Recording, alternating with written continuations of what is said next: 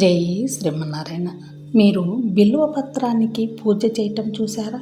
అంటే బిల్వపత్రాలను తెచ్చి శివయ్య తండ్రికి అర్చన చేస్తారు, అభిషేకం చేస్తారు, లేదా బోర్లించి మనకి పంచామృతాలతో అభిషేకం చేస్తారు, లేదంటే మామూలుగా పూజ అయితే చేస్తారు. కానీ ఇలా ఎప్పుడు చేసి ఉండరో తెలీదు. మీకు తెలుసా?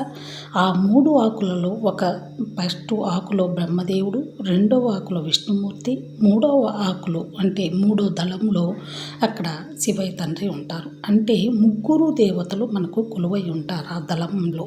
ఆ దళానికి లక్ష్మీదేవి అనుగ్రహం కూడా ఉంటుంది. అంటే మనం ఇలా ఆ ముగ్గురికి ఏదో ఒక విష్ణుమూర్తి కానీ లేదు ముగ్గురి దొరికిన అష్టోత్తరాన్ని మనము పూలతోటి చేసినట్టయితే, పూలతో కానీ అక్షింతలతో కానీ ఇలాగా మనం అర్చన చేసినట్టయితే ఖచ్చితంగా మీకు లక్ష్మీదేవి కటాక్షం అయితే కలుగుతుంది. మీరు సోమవారం కానీ, శుక్రవారం కానీ, గురువారం కానీ ఇలాగా ఏ రోజైనా పర్వాలేదు, మంగళవారం అయినా కూడా చేసుకోవచ్చు అనమాట. ఈ 4 రోజుల్లో ఎప్పుడైనా కూడా మీరు ఆ బిల్వదళానికి పూజ అనేది చేసుకోండి. బిల్వదళాలు 2 కానీ 1 కానీ కోసుకొని వచ్చి ఒక ప్లేట్లో పెట్టేసి కుంకుమ పెట్టి అక్కడ మీరు అష్టోత్తరం దేవుడి అష్టోత్తరాలు దొరికితే ఆ దేవుడి అష్టోత్తరం చేసుకున్నట్లయితే లక్ష్మీదేవి పరవశించిపోతుందట, మన ఇంట్లో కొలువై ఉంటుందట. అందులో శ్రావణ మాసం కదా, ఆ అమ్మవారికి ప్రీతికరమైన మాసం. అందులోనూ విష్ణుమూర్తికి కూడా, వెంకటేశ్వర స్వామికి అసలు శ్రావణ మాసం అంటేనే శ్రావణ నక్షత్రంలో జన్మించారు కాబట్టి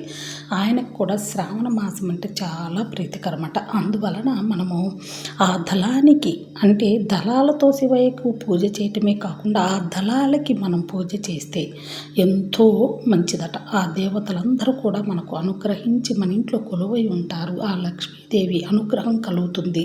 ఎప్పుడు కూడా మనకి ధనానికి అనేది లోటు ఉండదు. తిండికి కానీ అంటే ధాన్యానికి దేనికి లోటు అనేది ఉండదు. సరస్వతి దేవి కూడా కొలువై ఉంటుంది. ఆమె కూడా ఎంతో సంతోషిస్తుందంట. ఆ బ్రహ్మదేవుణ్ణి మనం కొలిచి ఇలాగ పూజ చేస్తే బ్రహ్మదేవుడికి ఎక్కడో కానీ ఒక గుడి ఉంటుంది.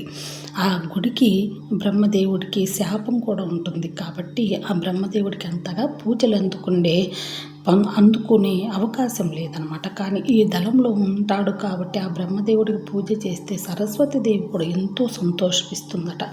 కాబట్టి మనం ఇలా పూజ అయితే ఆ బిల్వదళానికి మనం పూజ అనేది చేసుకోండి, చాలా మంచిది.